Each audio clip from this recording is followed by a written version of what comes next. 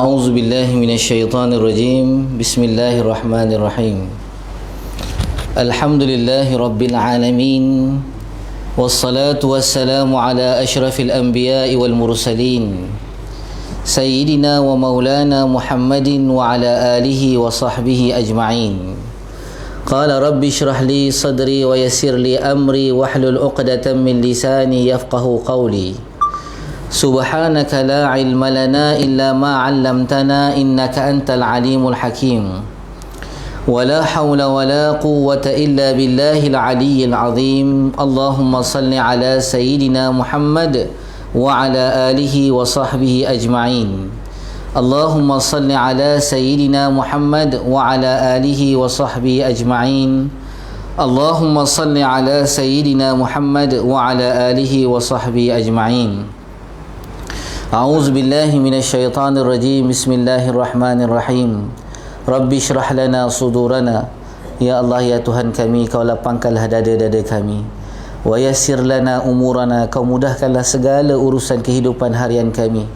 Wahlul uqdatan min alsinatina. Ya Allah, kalau ada di lidah kami rungkaian-rungkaian, maka Kau rungkaikanlah daripada simpulannya. Yafqahu aqwalana. Mudah-mudahan mereka memahami kata-kata kami. Amin ya rabbal alamin. Assalamualaikum warahmatullahi wabarakatuh. Tuan-tuan semua apa khabar? Alhamdulillah, sihat ya? Alhamdulillah, syukur kehadrat Allah Subhanahu wa taala. Allah Subhanahu wa taala memilih kita pada malam yang penuh barakah ini, di bulan yang penuh barakah ini untuk kita bertemu. Tidak lain dan tidak bukan untuk kita saling mengikat dan menghubungkan silaturahim sesama kita. Walau apa pun ujian yang Allah berikan kepada kita, anggaplah itu satu asam garam dan lumrah dalam kehidupan kita.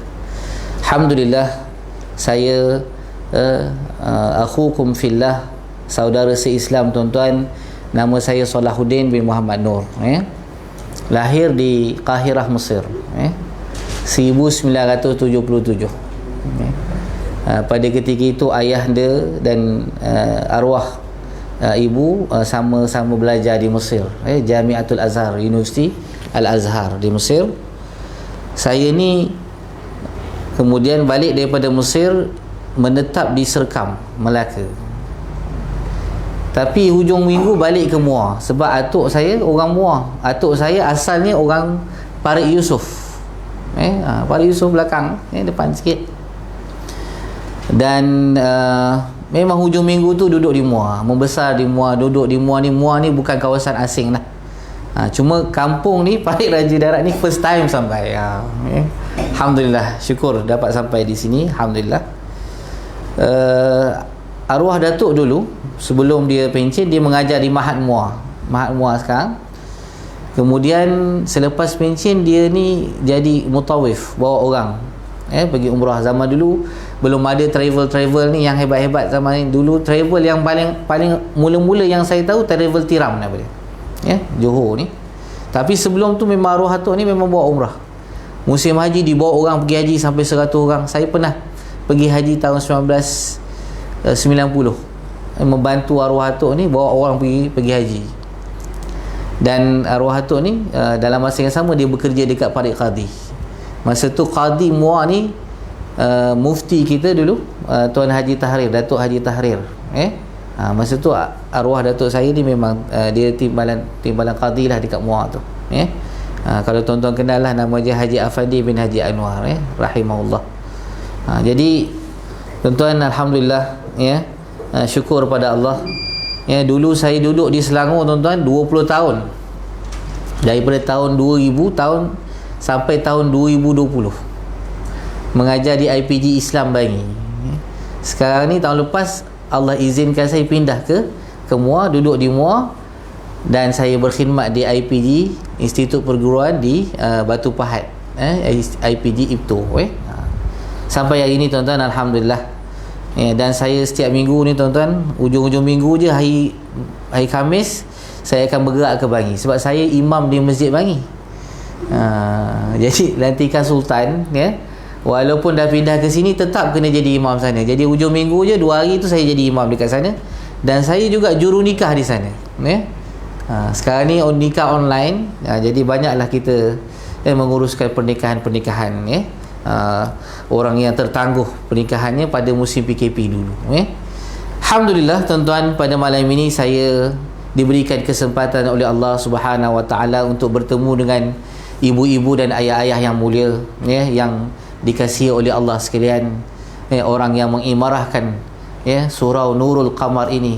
Saya terbayang macam manalah surau Nurul Qamar, tapi bila saya sampai, masya-Allah, selesanya, dengan sejadah yang tebalnya, dengan ada ekornya, dengan suara imam yang masya-Allah, bacaannya fasih tuan-tuan, maknanya saya rasa surau ini memang dimakmurkan lah, dan apabila ada jemputan datang ke sini, dijemput penceramah, menunjukkan bahawa kesungguhan orang-orang sini untuk benar-benar menghidupkan sunnah Rasulullah sallallahu alaihi wasallam, yang walaupun kita dalam keadaan diuji oleh Allah Subhanahu Wa Taala, tetap kita bersemangat dalam meneruskan apa yang pernah dibawa oleh Nabi sallallahu alaihi wasallam.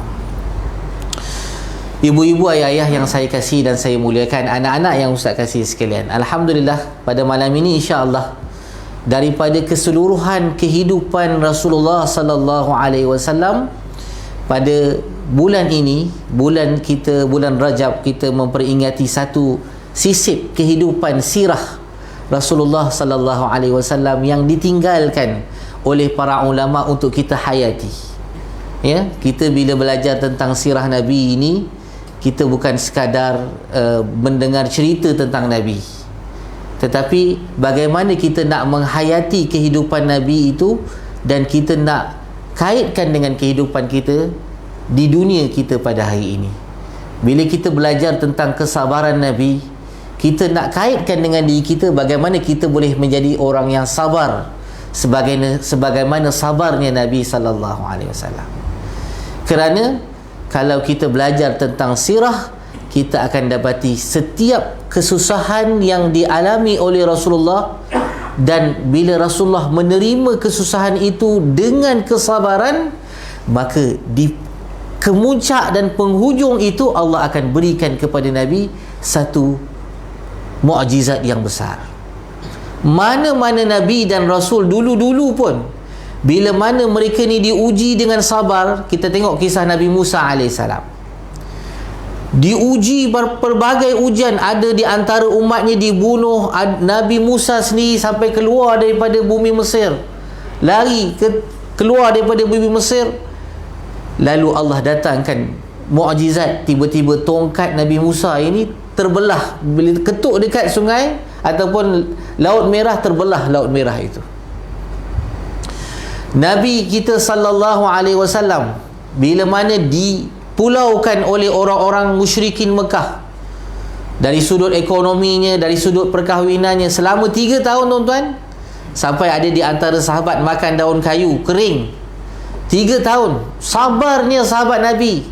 Maka tiba-tiba Allah datangkan satu mukjizat, tiba-tiba anak-anak makan satu perjanjian yang digantung oleh orang Arab musyrikin Mekah dekat Kaabah. Tiba-tiba bagaimana anak-anak itu boleh makan kecuali ditinggalkan satu kalimah, iaitu kalimah Bismikallahumma, dengan nama Allah, dengan nama kamu ya Allah. Begitulah peristiwa yang kita nak cerita pada malam ini, iaitu peristiwa yang Allahu Akbar, ayah-ayah, ibu-ibu dah sering kali dengar tiap-tiap tahun. Penceramah yang berbeza-beza, para asatiza yang mulia-mulia menceritakan di hadapan ini, di hadapan tuan-tuan yang mulia sekalian, ibu-ibu, ayah-ayah yang mulia sekalian, iaitu peristiwa yang kita semua sedia maklum, iaitu peristiwa Isra dan Mi'raj. Rihlah as-samaiyah, kata para ulama, pengembaraan langit, ataupun dipanggil rihlah al-ulwiyah, pengembaraan di alam yang maha tinggi, di alam yang tinggi. Iaitulah yang disebut sebagai 2 pengembaraan tuan-tuan, iaitu pengembaraan pertama namanya Al-Isra, dan yang kedua, pengembaraan kedua namanya Al-Mi'raj. Pengembaraan Al-Isra daripada kota Mekah menuju ke Baitul Maqdis di Palestin hari ini tuan-tuan, Masjid Al-Aqsa hari ini. Di situlah yang dinamakan Al-Isra. Al-Isra daripada perkataan Sara. Sara maknanya berjalan. Asra memperjalankan. Isra, perjalanan, orang yang diperjalankan. Maknanya Nabi ini bukan berjalan sendiri, tetapi Nabi ini diperjalankan oleh Allah Subhanahu wa ta'ala. Yang kedua, Al-Mi'raj. Nabi dinaikkan, rehlah pengembaraan Nabi daripada Masjidil Aqsa naik sampai ke langit yang ketujuh, bertemu dengan Nabi Allah Ibrahim, akhirnya bertemu dengan Allah Jalla wa'ala, ya, di syurga sana, di puncak syurga sana, dan diberikan satu tanggungjawab dan perintah solat. Jadi Allah Subhanahu wa ta'ala menyebut di dalam surah Al-Isra ayat yang pertama, tuan-tuan, a'udzubillahi minasyaitonirrajim. Subhanalladzi asra bi'abdihi laylan minal masjidil haram. Maha suci Allah yang telah memperjalankan hambanya, bi'abdihi, hambanya. Kenapa Allah menggunakan kalimah abdun? Kenapa Allah tak kata subhanalladzi asra bi rasulihi ataupun subhanalladzi asra bi nabiyhi? Maha suci Allah yang memperjalankan nabinya, maha suci Allah yang memperjalankan rasulnya. Tetapi Allah menggunakan asra bi abdihi, Allah yang memperjalankan hambanya, kerana itu adalah lambang kemuliaan yang Allah berikan kepada kita sebagai makhluk Allah di atas muka bumi ini. Walaupun kita dimuliakan di dunia ini sebagai seorang raja, walaupun kita dimuliakan sebagai seorang ketua kampung, walaupun kita dimuliakan di dunia ini sebagai seorang ahli parlimen, tetapi hakikatnya kemuliaan kita di atas muka bumi ini apabila kita menjadi seorang hamba Allah Subhanahu wa ta'ala. Kerana Allah menyebut wama khalaqtul jinna wal insa illa liya'budun. Aku tidak pernah menciptakan jin dan manusia, tidak lain melainkan untuk mereka mengabdikan diri kepada Allah Subhanahu wa ta'ala. Lailan, pada waktu malam. Kenapa Allah tak jalankan Nabi pada waktu subuh? Kenapa Allah tak berjalankan Nabi pada waktu siang? Kenapa Allah memilih malam? Kata para ulama, malam ini banyak bahagiannya. Ada orang pada waktu malam, mereka ini hidup mereka pada waktu malam. Bila mana manusia nyenyak tidur, mereka bangkit mengabdikan diri kepada Allah sehinggalah terbit waktu fajar, lalu mereka datang ke masjid untuk menunaikan salat. Hubungan manusia ini yang paling akrab dan paling rapat, Nabi yang tunjukkan kepada kita pada waktu malam. Nabi bangun malam, berlakunya malam Lailatul Qadar juga pada waktu malam. Ada malam manusia ini tenggelam dengan maksiat dan hawa nafsunya. Jadi malam ini, tuan-tuan yang dirahmati oleh Allah, satu keadaan di mana manusia ini berada di satu tahap di mana kalau Allah Subhanahu wa ta'ala nak mencintainya, nak menyayanginya, maka Allah akan tengok hamba ni waktu malam dia buat apa. Kalau kita waktu malam di saat orang tidur, kita baca Quran, berzikir, ya, menyebut kalimah subhanallah walhamdulillah wala ilaha illallah wallahu akbar, maka kitalah antara orang-orang yang menghidupkan malam mereka dengan bermunajat dan mengabdikan diri kepada Allah Subhanahu wa ta'ala. Minal masjidil haram, daripada Masjidil Haram ke Masjidil Aqsa. Perjalanan daripada Mekah nak menuju ke Palestin, dia akan melalui kota Madinah, dia akan masuk Jordan, akhirnya dia tiba dekat Palestin. Allazi barakna haulahu, maknanya daripada Mekah, perjalanan daripada Mekah lalu Madinah, Allah berkati. Daripada Madinah sampai dekat Jordan, Allah berkati. Dipanggil sebagai dataran Syam. Jordan antaranya dataran Syam, sampai ke Palestin juga disebut sebagai dataran Syam, bumi Syam. Ya, termasuklah hari ini dinamakan sebuah negeri lagi namanya Syria, tuan-tuan. Jadi sebab itulah, tuan-tuan, ketiga-tiga kawasan ini yang dilalui oleh Nabi, perjalanan daripada Masjidil Haram sampailah ke Palestin, barakna haulahu, kami berkati. Sebab itulah bila Allah kata kami berkati, maka termasuk dalam tempat yang diberkati pada ketika itu ada 3 masjid, ada 3 tempat. Yang pertama Masjidil Haram di kota Mekah, yang kedua Masjidin Nabawi di kota Madinah, Dan yang ketiga ialah di Palestin yang dinamakan sebagai Masjidil Aqsa. Walaupun pada ketika itu Nabi sallallahu alaihi wasallam belum lagi berhijrah ke kota Madinah, tetapi Allah dah isyaratkan bahawa perjalanan Isra' dan Mi'raj ini, semua kawasan yang dilalui oleh Nabi adalah kawasan yang akan mendapat keberkatan oleh Allah Subhanahu wa ta'ala. Bila berlaku Isra' dan Mi'raj ini tuan-tuan, Allah sebut di hujung, innahu huwas sami'ul basir, sesungguhnya dia Allah yang maha berkuasa adalah Allah yang maha as-sami', yang maha mendengar, dan al-basir, yang maha melihat. Allah dengar apa tuan-tuan? Allah dengar rintihan Nabi bila mana orang-orang musyrikin Mekah semakin hebat tentangannya pada Rasulullah, kerana dulu ada Abu Talib yang menjadi pembela Nabi. Bila mana orang musyrikin Mekah nak hina Nabi, nak seksa Nabi, maka Abu Talib ni sebagai pemimpin Mekah, dia ada kuasa, dia ada pengaruh, dialah yang menghalang supaya orang musyrikin Mekah ni tidak menyiksa Nabi, tak menyakiti hati Nabi dan seumpamanya. Bila mana orang musyrikin Mekah menghina dan mengejek Nabi, dia nak usik tubuh batang Nabi, dia tak boleh usik. Lalu apa yang mereka buat? Ejek Nabi, pulaukan Nabi, seksa hati dan perasaan Rasulullah, hina Rasulullah sallallahu alaihi wasallam. Nabi balik ke rumah, ada isteri yang menyambut, yang menghiburkan hati Nabi, yang memberi kekuatan moral kepada Nabi, iaitu Sayyidatina Khadijah. Kedua-dua insan ini semuanya telah kembali kepada Allah Subhanahu wa ta'ala. Lalu Nabi tidak ada seseorang pun yang boleh membela Nabi, tidak ada seseorang pun yang boleh menghiburkan hati dan perasaan Nabi. Kita tuan-tuan, kalau kita meninggal isi kita, balik rumah seorang-seorang, kita tengok semua teringat isi.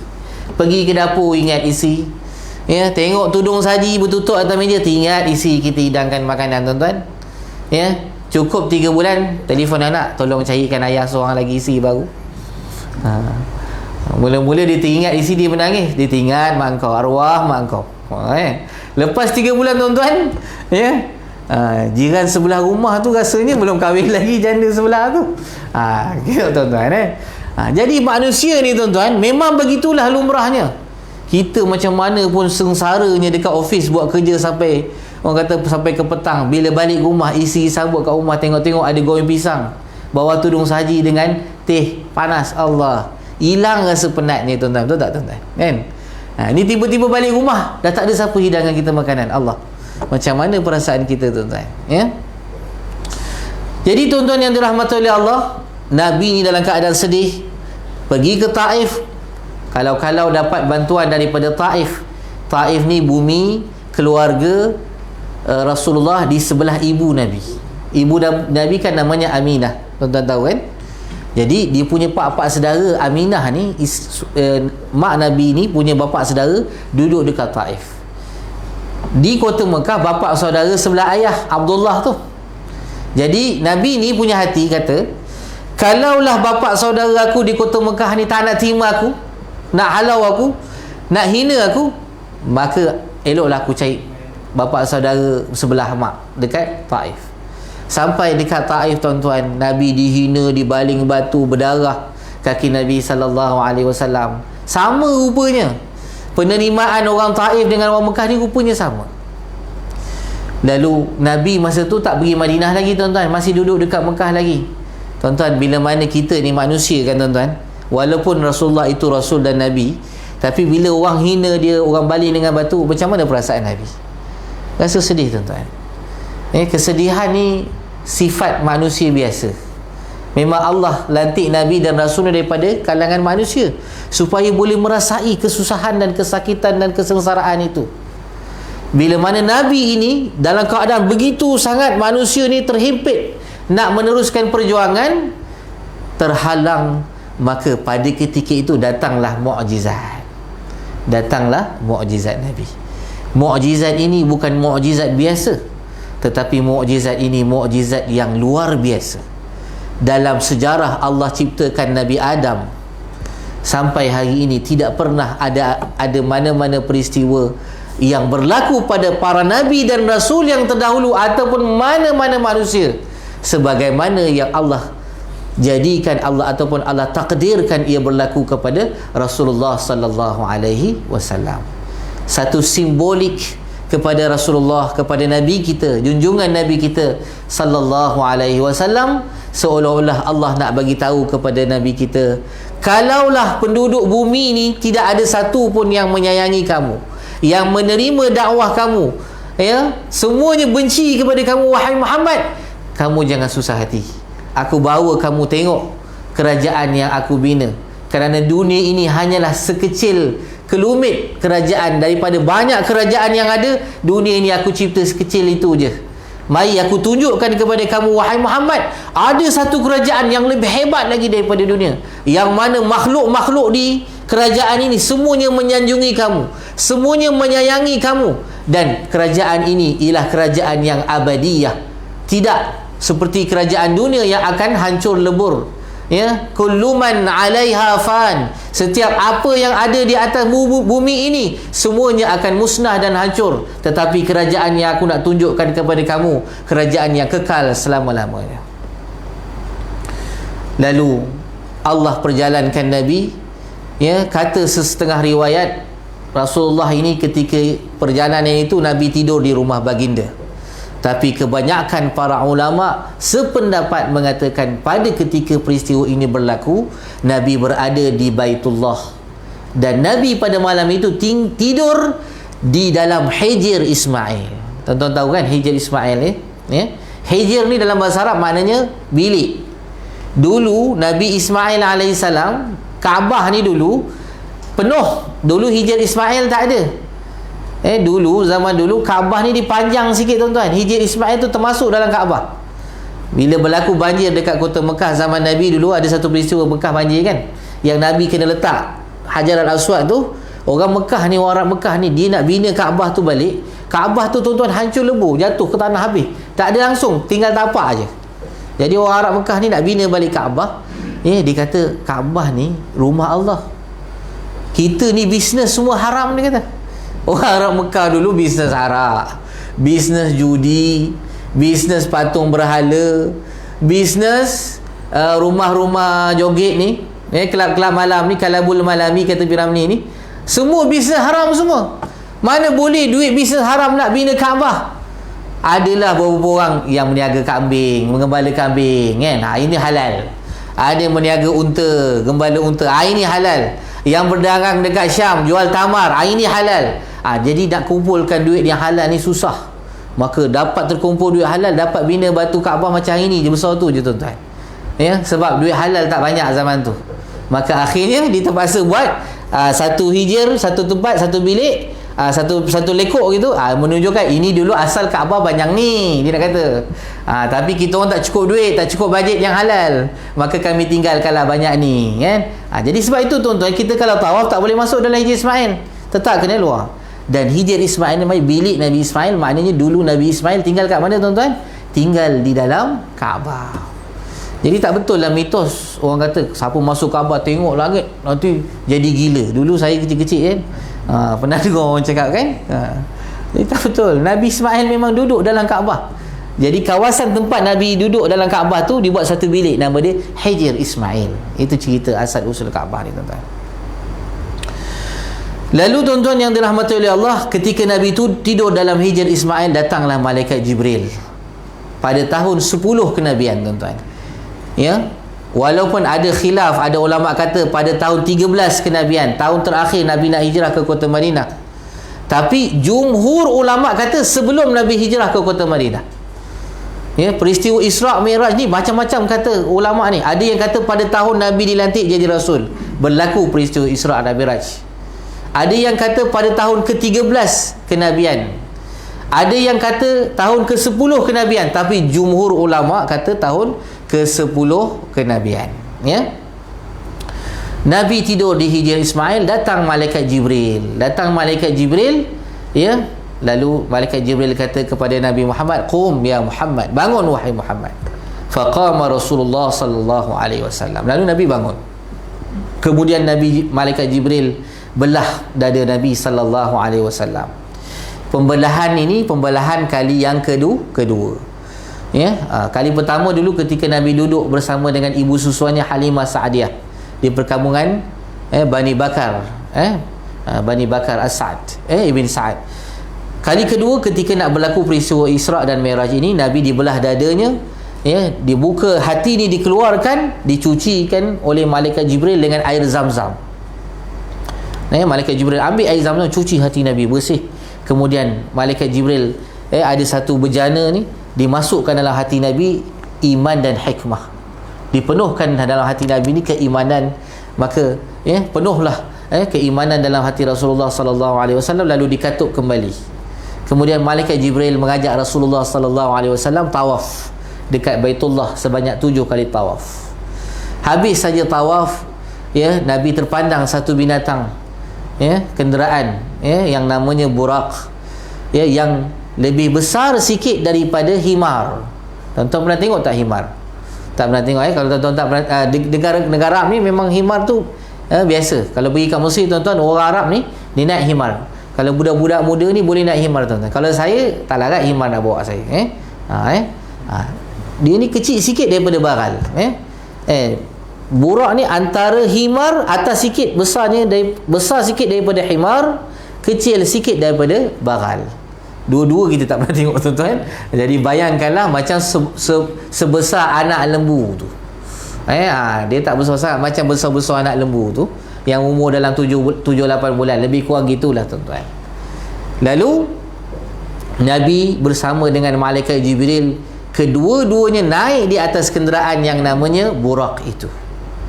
Nabi menceritakan bahawa ketika mana dinaik atas burak itu, maka perjalanan itu ataupun selangkah burak itu sejauh mata memandang. Tuan-tuan, kita hari ini, tuan-tuan, kenderaan yang ada hari ini, berapa laju pun kita bawa pun tak akan boleh sekali kita jalan, sekali tekan minyak, sejauh mata memandang tak ada, tuan-tuan. Tetapi Allah sediakan kenderaan untuk Rasulullah, yang namanya burak, sekali dia melangkah sejauh mata memandang, tuan-tuan. Jadi kita boleh bayangkan betapa lajunya burak ini.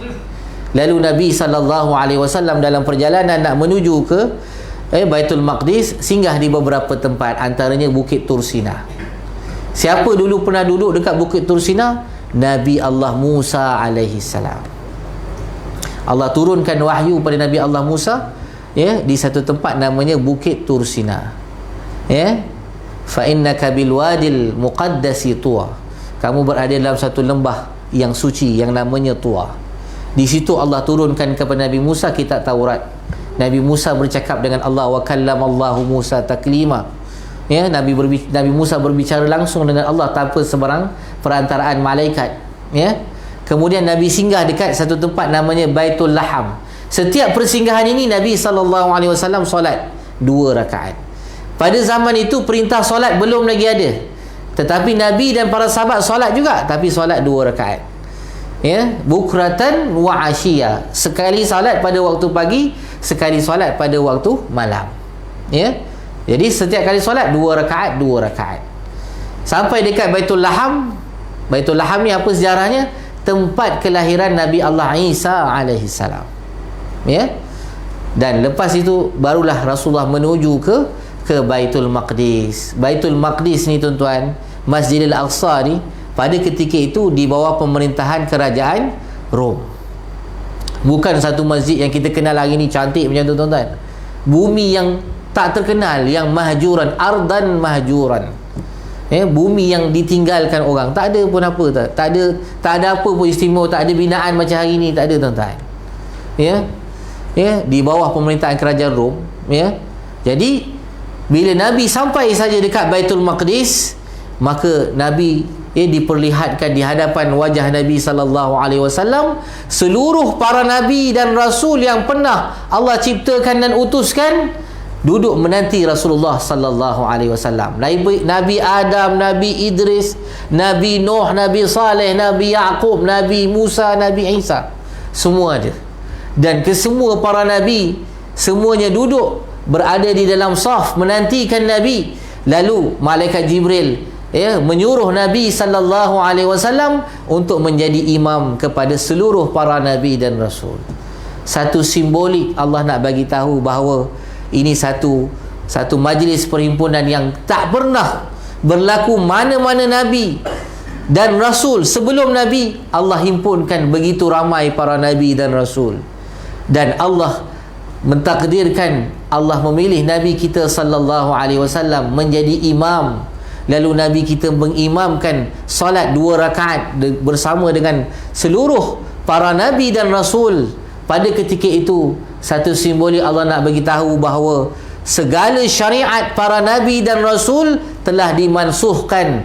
Nusikhat syariatul anbiya wa rusul sabiqan. Maka Allah kekalkan ataupun Allah zahirkan syariat Nabi kita sallallahu alaihi wa alihi wa sahbihi wasallam. Dan satu simbolik lagi Allah nak tunjukkan kepada kita bahawa agama Islam ini bukan hanya agama yang dibawa oleh Nabi kita sallallahu alaihi wasallam, tetapi agama kita adalah agama yang datangnya daripada bermulanya Nabi Adam alaihi salam. Kita membawa satu risalah, kita membawa satu kalimah la ilaha illallah, ya. Tidak ada mana-mana Nabi dan Rasul yang diutuskan melainkan mereka akan bawa dan ajar kepada umatnya kalimah la ilaha illallah. Muslimin dan muslimat, ibu-ibu, ayah-ayah yang saya kasih dan hormati sekalian, masa tinggal 5 minit ni kalau kira ni dah nak habis. Kita tak naik ke langit lagi ni, baru sampai dekat Baitul Maqdis, ya.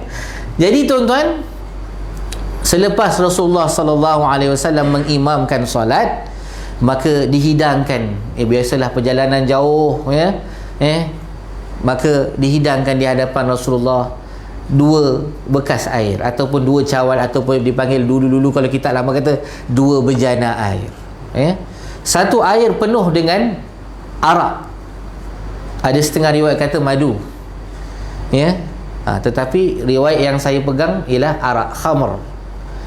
Satu lagi cawan dipenuhi oleh air susu. Pada tahun itu, pada ketika itu, arak belum diharamkan, tuan-tuan. Arak ni diharamkan bila Nabi dah hijrah ke kota Madinah. Pada fasa duduk di Mekah, arak masih halal, boleh minum sahabat-sahabat, tapi Nabi tak pernah minum. Nabi memang tak pernah minum arak. Daripada kecil sampailah Nabi wafat, Nabi tak pernah minum arak. Tetapi bila mana dihidangkan di hadapan Rasulullah antara susu dan arak, lalu Nabi memilih susu. Lalu malaikat Jibril kata, laqad hudita ya Muhammad, kamu telah diberi petunjuk wahai Muhammad. Wa hudiyat ummatuka ya Rasulullah, ataupun ya Muhammad, dan mudah-mudahan umat kamu juga akan diberi petunjuk untuk tidak memilih arak sebagai laqad hudita ya Muhammad ilal fitrah, kata malaikat Jibril, kamu telah diberikan petunjuk untuk memilih sesuatu yang fitrah. Ialah tuan-tuan, susu tu kan fitrah. Kita minum susu, memang susu tu tak ada campur apa-apa, betul tak? Apatah lagi susu yang kita perah tu kita terus minum, fitrah lah. Arak bukan asalnya arak tu tiba-tiba ada binatang ke yang keluarkan arak, ada? Tak ada mana-mana binatang pun tak nak keluarkan arak kalau dibagi pilihan, dia kata. Kan, arak ni kan benda yang makhluk, yang dicampur dengan bahan lain, diperam daripada tumbuhan dan sebagainya, ataupun buah-buahan, maka jadilah. Maknanya bukanlah benda yang fitrah, bukan benda yang semula jadi, tuan-tuan. Lalu bila habis saja Rasulullah sallallahu alaihi wasallam minum, maka bermulalah pengembaraan kedua, iaitu pengembaraan yang dinamakan Mi'raj, daripada Baitul Maqdis naik ke langit. Tuan-tuan yang dirahmati oleh Allah, kalau orang tanya kenapa Allah tak naikkan Nabi ni daripada Baitullahil Haram naik ke langit, kan senang, tak payah nak pergi ke Baitul Maqdis. Jawapannya kerana Allah Subhanahu wa taala nak menghubungkan antara kita ni dengan nabi-nabi yang terdahulu.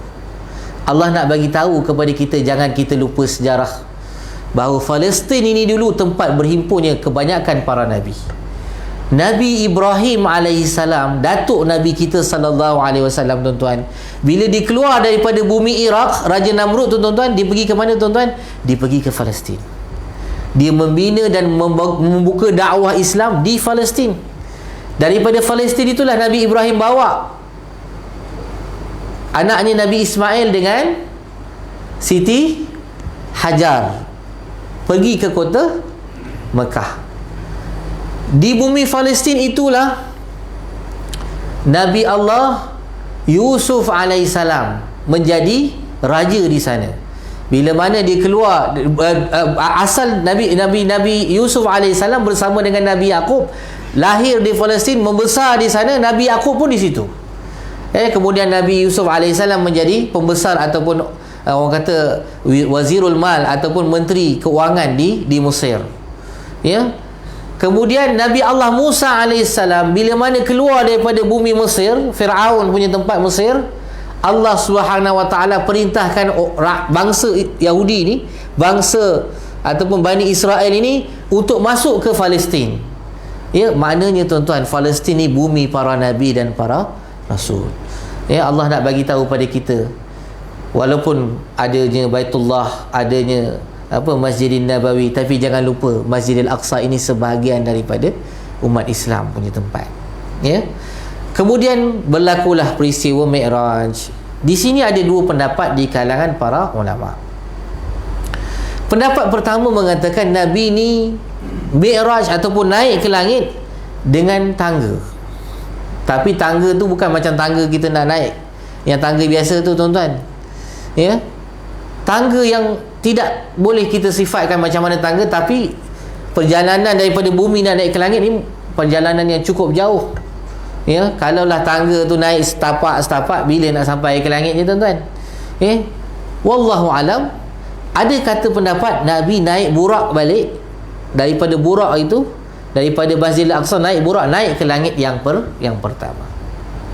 Lalu Rasulullah sallallahu alaihi wasallam naiklah, tiba di pintu langit pertama. Jibril ni ketuk, bagi salam. Rupa-rupanya Allah nak tunjukkan kepada kita bahawa kerajaan Allah ini kerajaan yang cukup sistematik. Tak boleh senang-senang orang nak pergi langit pertama, turun naik senang-senang, tak ada. Ada penjaganya, ada kawalannya. Sebagaimana kita nak masuk jumpa dengan raja, mana boleh senang-senang nak masuk, kena jumpa pengawal, kena minta dia punya kebenaran dan sebagainya. Begitulah nak masuk langit pertama ni, ada kawalnya. Jibril pun tak boleh bawa naik ke langit Nabi kita sallallahu alaihi wasallam, melainkan diberi keizinan. Lalu penjaga langit pertama itu bertanya, man hadha? Qala Jibril alaihi salam. Jibril kata, aku Jibril. Wa man ma'aka? Siapa bersama dengan kamu? Muhammad Rasulullah sallallahu alaihi wasallam. Aku bawa bersama dengan aku seorang nabi akhir zaman namanya Muhammad. Abu Isa ilaih, adakah nabi yang namanya Muhammad, nabi akhir zaman itu telah dibangkitkan? Qala na'am. Jibril kata, ya, telah dibangkitkan. Maka diizinkan Rasulullah masuk, naik ke langit yang pertama. Tiba di langit pertama tuan-tuan, Nabi dipertemukan dengan seorang Nabi dan Rasul, datuk kita, Nabi Adam alaihi salam. Lalu Nabi datang bagi salam pada Nabi Adam, assalamualaikum ya Nabi Allah. Lalu jawab Nabi Adam, marhaban bika ya abdan salihan wa waladan salihan wa nabiyyan salihan. Selamat datang kepada kamu wahai anak yang saleh, wahai hamba yang saleh, wahai nabi yang saleh. Tengok tu tuan-tuan. Padahal kalau kita fikir, Nabi Adam tu kan datuk kita, daripada dia lah asal usul keturunan kita. Ini cucu cicit yang tak keberapa ni, sepatutnya siapa yang hormat pada siapa sepatutnya? Kalau kita duduk kat kampung, budak kecil ni dengan kita orang tua dah umur 60, siapa patut hormat siapa tuan-tuan? Kita patutnya budak lah kena hormat kita, kena respect kita, kena muliakan kita. Tapi Nabi Adam, kerana kemuliaan Rasulullah, Nabi Adam yang memuliakan Nabi sallallahu alaihi wa alihi wasallam. Lalu ketika mana Nabi bertemu dengan Nabi Adam, maka Nabi melihat Nabi Adam alaihissalam, dia memandang ke kanan. Kemudian dia menangis. Dia memandang ke kanan, dia ketawa. Kemudian dia memandang ke kiri, dia pun menangis.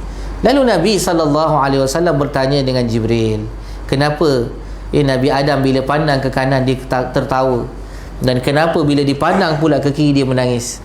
Lalu jawab malaikat Jibril, dia kata Nabi Adam AS bila mana dipandang ke kanan, dia melihat anak cucunya yang saleh, yang beriman, yang Allah akhirnya masukkan mereka ke dalam syurga Allah Subhanahu wa ta'ala. Bila mana dipandang ke kiri tuan-tuan, dia tengok anak cucunya yang tidak beriman, yang terpedaya dengan bisikan syaitan, iblis la'natullah, yang mana Nabi Adam alaihissalam dulu berpengalaman diperdaya oleh iblis. Dia menganggap kalaulah diri dia boleh diperdaya oleh iblis, bagaimana anak cucunya? Sudah tentulah iblis akan gunakan pelbagai cara untuk memperdayakan anak-anak cucunya.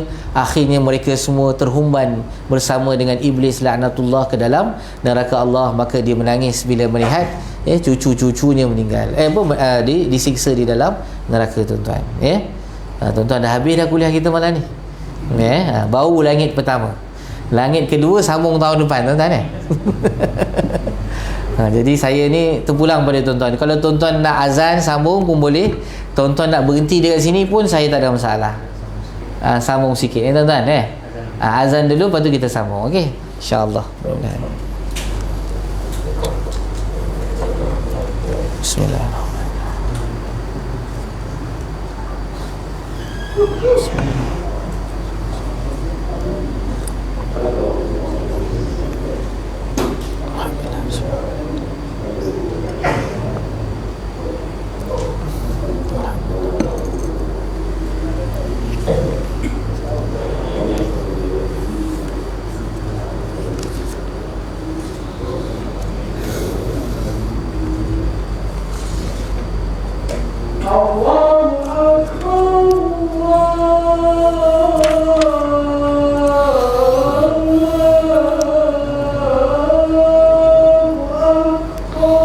Allahu Akbar, Allahu Akbar.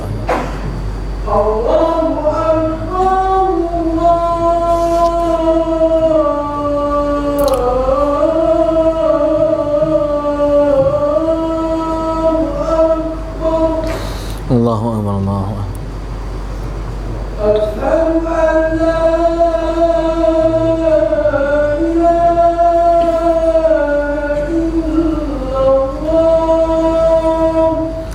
Asyhadu an la أشهد أن لا إله إلا الله.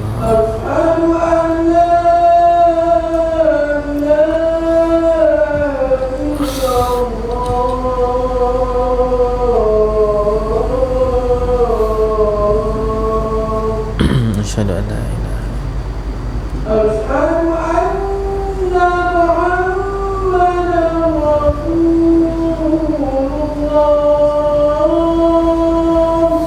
أشهد أن محمدا رسول الله. أشهد أن محمدا رسول الله. أشهد أن محمدا رسول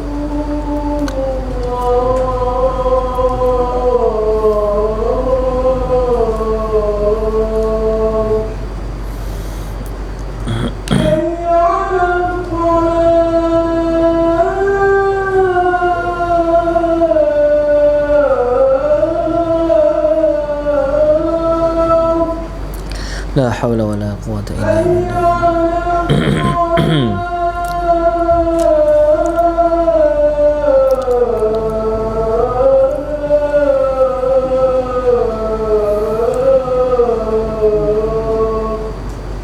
لا حول ولا قوة إلا بالله.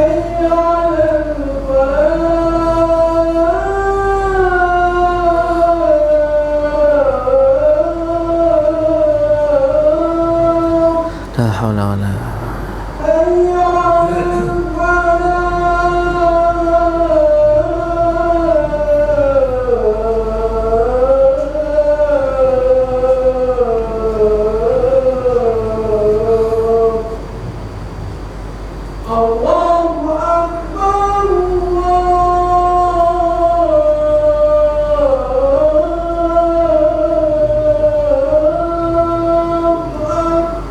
Allahu Akbar, Allahu Akbar.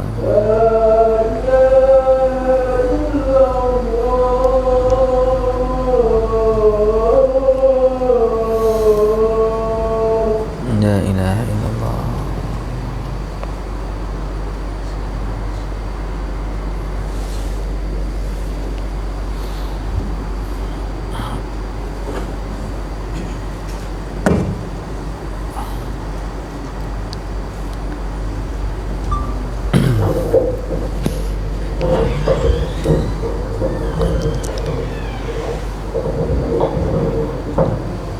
InsyaAllah tuan-tuan, kita sambung sikit lagi insyaAllah. Kemudian kita tamatkan insyaAllah. Kemudian bila mana Nabi SAW selesai bertemu dengan Nabi Adam alaihissalam, Nabi naik ke langit yang kedua. Di langit kedua, seperti biasa Nabi Jibril minta izin dengan penjaga langit kedua, diizinkan, lalu Nabi SAW bertemu dengan dua orang Nabi. Kebanyakan langit ini ada seorang satu Nabi je, tetapi langit kedua ni ada dua orang Nabi, iaitu Nabi Allah Yahya alaihissalam dan juga Nabi Allah Isa alaihissalam. Jadi tuan-tuan yang dirahmati oleh Allah, penentuan Nabi-Nabi yang duduk dekat langit ini, apa kriteria ini? Apa kriterianya tuan-tuan? Kata para ulama, kriterianya ialah Nabi-Nabi dan Rasul-Rasul yang ketika mana mereka berdakwah, mereka diuji dengan ujian yang berat, dengan dia punya umatnya, sebagaimana yang diuji kepada Nabi SAW. Nabi Isa alaihissalam, ketika nak sampaikan dakwah sampai akhirnya nak dibunuh Nabi Isa alaihissalam. Nabi Yahya alaihissalam dibunuh ketika menyampaikan dakwah. Naik langit yang kedua, ketika mana Nabi terpandang wajah Nabi Allah Isa alaihissalam, maka kata Rasulullah sallallahu alaihi wasallam, aku melihat kecantikan wajah Nabi Allah Isa alaihissalam ini, dan rambutnya yang lurus, dan sentiasa nampak kesan basah pada rambut Nabi Allah Isa alaihissalam. Muballal sya'ruhu, rambutnya tu macam seolah-olah ada kesan basah, sedangkan bukan ada air pun dekat rambut, tapi seolah-olah Allah zahirkan kecantikan Nabi Allah Isa alaihissalam. Selepas bertemu dengan Nabi Allah Isa alaihissalam dan Nabi Yahya, maka Rasulullah sallallahu alaihi wasallam naik ke langit yang ketiga. Di langit yang ketiga, Nabi Allah bertemu dengan Nabi Allah Yusuf alaihissalam. Lalu Nabi sallallahu alaihi wasallam bila bertemu dengan Nabi Allah Yusuf, maka Nabi kata, Allah memberikan kepada Nabi Yusuf alaihissalam separuh nisfa jamalil bashariyah, separuh kecantikan manusia ataupun makhluk yang ada di atas muka bumi ini Allah berikan kepada Nabi Allah Yusuf alaihissalam. Sebab itulah bila Nabi Allah Yusuf ketika mana pembesar-pembesar Mesir mengadakan majlis, diberikan kepada wanita-wanita Mesir ni buah dengan pisau, lalu disebut dalam surah Yusuf, faqatta'na aydiyahunna wa qulna hasya lillah ma hadza basharan in hadza illa malakun karim. Mereka ni bila terpandang aja, wanita-wanita ni yang sedang potong-potong buah, bila terpandang saja wajah Nabi Allah Yusuf, mereka bukan sekadar potong jari itu sekali, wa faqatta'na aydiyahunna, terpotong tu banyak kali tuan-tuan.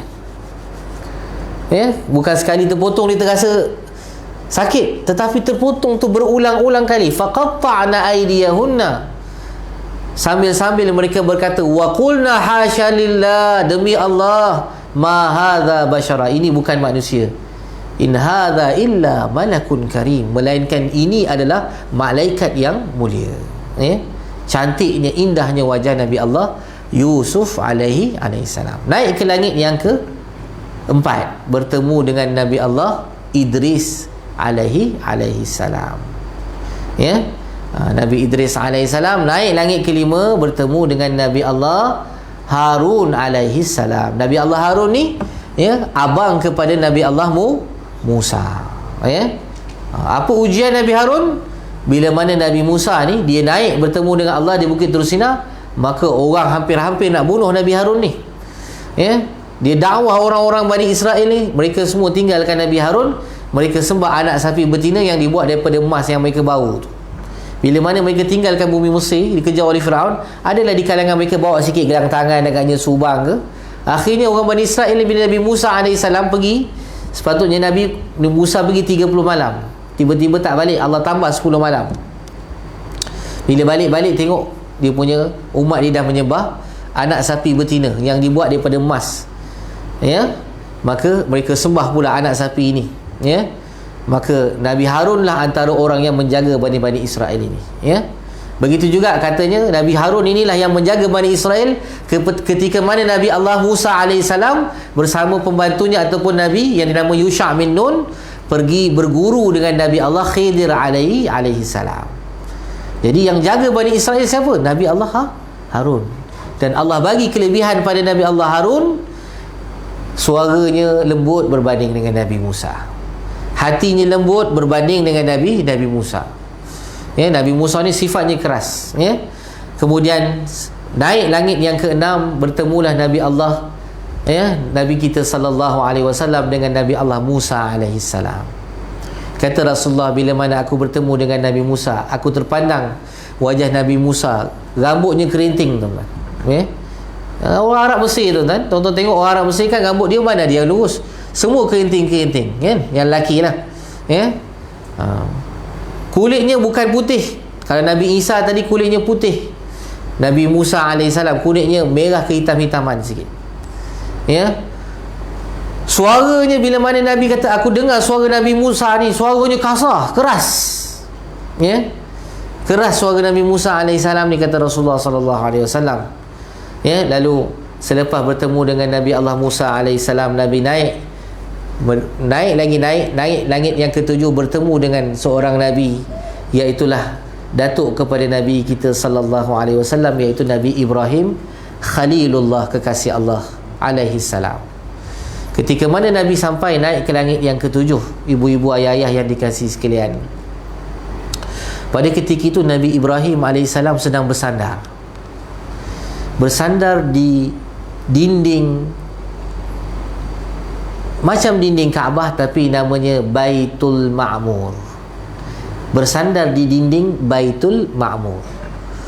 Baitul Ma'mur ni, tuan-tuan, ialah Kaabah yang ada di langit. Kaabah yang duduk di bumi namanya Baitullah. Kaabah yang duduk di langit namanya Baitul Ma'mur.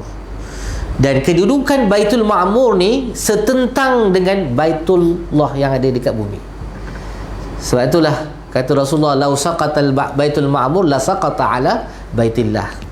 Kalaulah jatuh Baitul Ma'mur ni daripada langit, maka nescaya Baitul Ma'mur tu akan jatuh betul-betul tepat di atas Baitullahil Haram. Ya, kerana apa, tuan-tuan? Ya, satu simbolik Allah nak sampaikan kepada kita. Dulu masa Nabi Ibrahim duduk atas muka bumi ni, Nabi Ibrahim lah yang membina Baitullah ini. Sekarang ini kamu berehatlah di macam Baitullah juga di satu tempat namanya Baitul Ma'mur. Kita kalau di dunia ni banyak membina rumah Allah, dapat duit gratuity, tuan-tuan. Sini kalau orang pencen lah, kalau ada orang kerja kerajaan, ya, bila pencen ni dapat duit gratuity. Kita kalau duit gratuity tu banyak kita gunakan untuk besarkan rumah kita, sekadar itulah. Bila kita meninggal besok, rumah kita tu tahan 20 tahun, anak kita nak ubah, renovate pula. So duit kita sekadar itulah. Tapi kalau duit gratuity tu kita ambil sikit sebahagiannya, kita besarkan rumah Allah, ya. Kita cantikkan rumah Allah, macam rumah Allah yang ada dekat kampung ni, Masya Allah, ya. Kapitnya selesa, ya. Aircon, di rumah pun tak ada aircon rasanya. Dalam surau ada aircon, kan? Maka, ya, seolah-olah Allah nak beritahu, kamu bina satu rumah Allah di atas muka bumi, Allah akan binakan untuk kamu rumah di dalam syurga. Lalu Nabi SAW bertemu dengan Nabi Ibrahim. Nabi Ibrahim sama macam Nabi Adam mengungkapkan salam, marhaban bika ya Nabi Allah, waladun salih, ibnan salihan, ya, selamat datang Nabi yang saleh, anak yang saleh, ya, hamba Allah yang saleh. Lalu kata Nabi Allah Ibrahim alaihissalam, usika wa ummataka, aku nak berwasiat kepada kamu wahai Muhammad, dan wasiat ini kamu sampaikan kepada umat kamu wahai Muhammad. Dan tengok dia, tuan-tuan, Nabi Ibrahim ni, tuan-tuan, dia ni moyang kepada Nabi kita, datuk nenek moyang kita. Bila dipandang wajah Nabi, bila Nabi pandang wajah Nabi Allah Ibrahim, kata Rasulullah, tidak ada mana-mana manusia yang wajahnya, keadaan tubuhnya yang serupa dengan aku, melainkan wajah Nabi Allah Ibrahim alaihissalam. Fa innahu ashbaha bi sahibikum.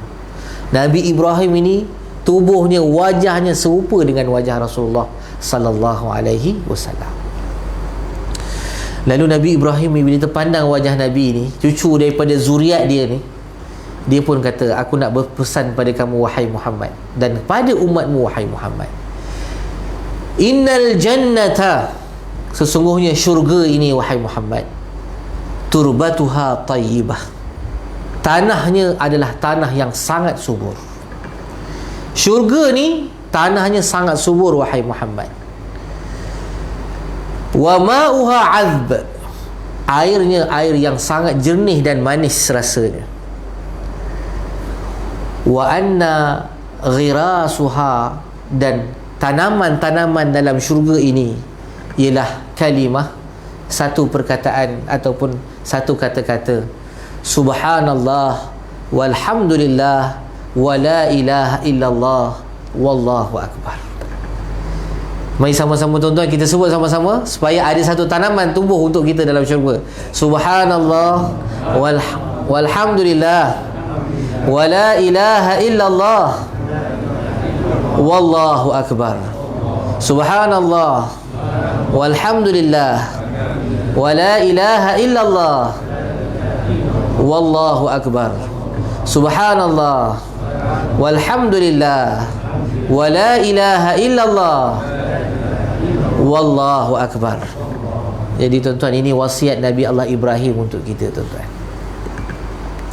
Ada orang besok masuk syurga tuan-tuan, Allah bagi di istana semua mahligai, tapi tiba-tiba istananya kosong, tak ada apa-apa tumbuhan, tak ada tanaman. Ada hamba Allah bila duduk dalam syurga, di keliling istananya dalam syurga penuh dengan tanam-tanaman dan tumbuh-tumbuhan. Jadi tanam-tanaman, kita kalau nak tanam pokok tuan-tuan susah tuan-tuan, kena gali tanah punya dah susah tuan-tuan, kan? Tapi nak tanam tanaman dalam syurga hanya kalimah, 4 kalimah, subhanallah walhamdulillah wa la ilaha illallah wallahu akbar. Mula malam ni tuan-tuan, sebelum subuh tuan-tuan ada masa, kalau antara solat sunat sebelum subuh dengan solat subuh nak mula tu, baca tasbih subhanallah walhamdulillah wa la ilaha illallah wallahu akbar. Mudah-mudahan Allah tumbuhkan untuk kita tanam-tanaman dan tumbuh-tumbuhan di dalam syurga. Selesai saja bertemu dengan Nabi Allah Ibrahim alaihissalam, lalu dibawa Nabi ni naik ke Sidratul Muntaha. Akhirnya sampai dekat Sidratul Muntaha, malaikat Jibril kata, di sinilah tempat terakhir, kamulah pergi menghadap Allah Jalla wa Ala. Maka Nabi dinaikkan lagi bertemu dengan Allah Subhanahu wa taala Rabbul Jalil, maka diberikanlah perintah salat. Nabi, Allah sebut dalam surah An-Najm, antara qaba qausain, jarak antara Nabi, kedudukan berdirinya Nabi ketika bertemu dengan Allah sejarak antara busur anak panah. Panah ni kan bukan besar sangat tuan-tuan, besar panjang ni. Begitulah hampirnya Rasulullah sallallahu alaihi wasallam ketika bertemu dengan Allah Subhanahu wa taala. Di sini ada khilaf ulama, adakah Rasulullah melihat Allah Subhanahu wa taala? Adakah Rasulullah sallallahu alaihi wasallam melihat Allah, ataupun adakah Rasulullah sallallahu alaihi wasallam tidak melihat Allah Subhanahu wa taala? Khilaf di kalangan ulama. Tetapi kalau kita lihat dalam beberapa riwayat, kata Rasulullah sallallahu alaihi wasallam melihat Allah, tapi dengan cara yang Allah izinkan kepada Rasulullah sallallahu alaihi wasallam. Sebagaimana Nabi Allah Musa alaihissalam, bila dia berbicara dengan Allah, bukan seperti yang kita dengar, yang kita fahamkan Nabi Musa berbicara macam ni secara langsung, tetapi ada satu medium yang Allah Subhanahu wa taala tahu antara Allah dan Nabi Musa alaihissalam. Sebagaimana kita janganlah rasa pelik, kenapa tak boleh bicara macam kita? Sebagaimana kita tengok semut, dia berbicara sama dia pun kita tak tahu macam mana dia nak bicara sama dia. Sebagaimana kita tengok makhluk-makhluk yang lain berbicara sama-sama mereka, kita pun tak pernah nampak dia bercakap, tak pernah dengar suara mereka. Begitulah Allah Subhanahu wa taala Maha berkuasa nak menentukan bagaimana Allah Subhanahu wa taala nak berbicara dengan hamba Allah Nabi Allah Musa alaihi salam. Jadi tuan-tuan, bila bertemu dengan Allah, maka Allah perintahkan kepada Rasulullah solat 50 waktu sehari semalam. Semua dah pernah dengar cerita ni. Bila mana Allah perintahkan solat 50 waktu, Nabi SAW pun terima. Kemudian Nabi ni, sebagaimana Nabi naik daripada langit, maka begitulah Nabi turun satu persatu. Tibalah langit yang ke-6. Tiba langit ke-6, bertemu balik dengan Nabi Allah Musa AS. Kita semua tahu Nabi Musa ni seorang Nabi yang lantang, ya, suaranya pula kuat, ya, tegas. Lalu dikata irji' ila rabbik, ya Muhammad, irji' ila rabbik fas'alhu takhfif. Pergilah kamu kembali balik, bertemu balik dengan Allah, mintalah supaya Allah Subhanahu wa taala kurangkan untuk umat kamu. Fa innahum la yutiqun. Kerana umat kamu, fa inna ummataka la tutiqu dhalik. Kerana umat kamu ni tak mampu untuk melaksanakan solat sampai 50 waktu sehari semalam. Tuan-tuan yang dirahmati oleh Allah, apa pengajaran di sini? Kita nak ambil pengajaran apa di sini? Pengajaran ni ialah Nabi Musa tu siapa? Nabi Musa ni Nabi kepada bangsa Bani Israel. Nabi kitalah umatnya. Kalau kita fikir logik lah, apa pula dia nak sibuk dengan umat Nabi lain? Sepatutnya dia lebih fikirkan umat dia je lah. Apa yang dia nak susah payah fikirkan? Sepatutnya kata, lantaklah umat kamu biar susah sikit, biar tak ramai masuk syurga. Saya tak cerita tadi, bila mana Nabi SAW bertemu dengan Nabi Musa, maka Allah tunjukkan di hadapan Nabi Musa, Allah perlihatkan di hadapan Nabi Musa. Tiba-tiba Nabi Musa ni, Nabi tengok Nabi Musa ni menangis.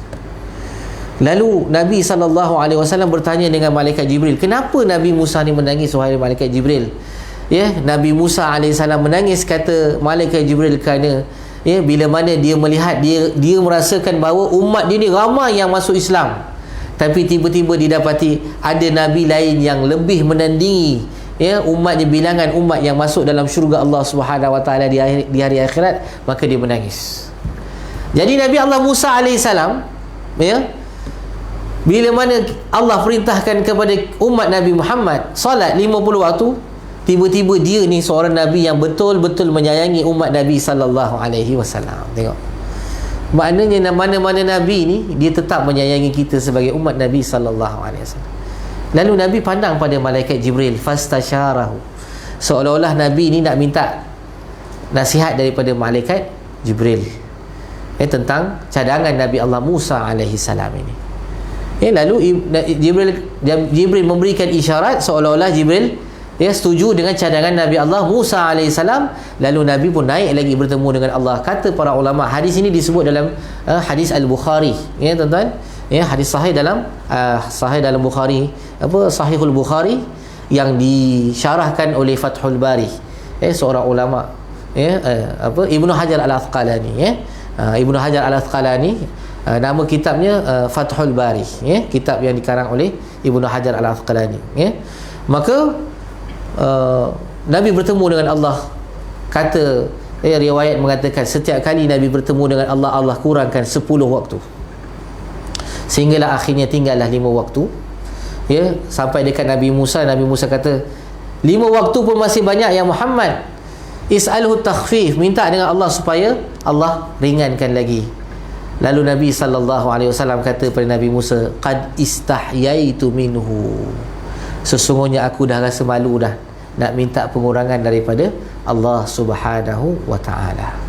Jadi tuan-tuan yang dirahmati oleh Allah, perintah salat, kemudian bila mana Allah perintahkan salat, sebelum Nabi SAW dapat perintah salat, selepas Nabi duduk dekat langit ketujuh, maka dibukakan langit, ketika berada di Sidratil Muntaha, tuan-tuan, Nabi SAW melihat di langit sana para malaikat semuanya, ada yang setiap masa, sepanjang masa daripada awal kejadiannya sampailah besok hari kiamat ditiup sangkakala, ada malaikat yang kerjanya sujud sepanjang waktu, tak pernah bangkit-bangkit. Kita kalau Pak Imam sujud lama sikit, kita kata boleh bangun ke tidak ni, lutut dah tak boleh tahan dah ni. Tuan-tuan, bila berlaku solat gerhana, tuan-tuan, kan sujud tu lama sikit, rukuk tu lama sikit, tuan-tuan, kan. Bila kita rukuk lama ni, boleh bangun ke tak boleh bangun ni, kan. Tapi malaikat di langit sana rukuk saja, ada malaikat sujud saja. Jadi tuan-tuan, ibadah solat ini bukan saja kita yang buat.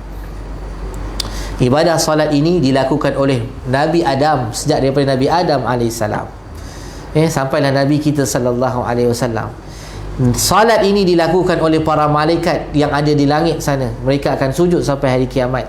Itu pun bila tiba saat Allah nak turunkan sangkakala, bila Allah bangkitkan balik para malaikat, malaikat kata,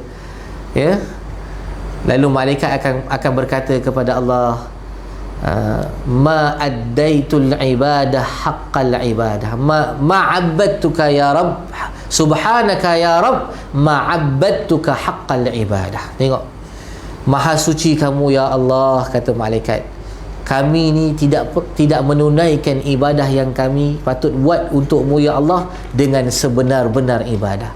Malaikat tu tuan-tuan, yang tak pernah berganjak daripada tempatnya, yang sujud sepanjang masa tuan-tuan, pun bila mana di akhirat nanti, bila mana dia diberi peluang untuk berkata pada Allah, dia kata, subhanaka ya Rabb, maha sucimu ya Allah, ma abadnaka haqqal ibadah, kami tidak menunaikan ibadah kami sebagaimana yang sepatutnya. Kita ni tuan-tuan, yang solat pun kadang-kadang tak berapa nak sempurna, yang tak berapa nak khusyuk tuan-tuan, kita sepatutnya lebih lagi rasa bahawa kita ni masih lagi perlu memperbaiki ibadah kita kepada Allah Subhanahu wa ta'ala.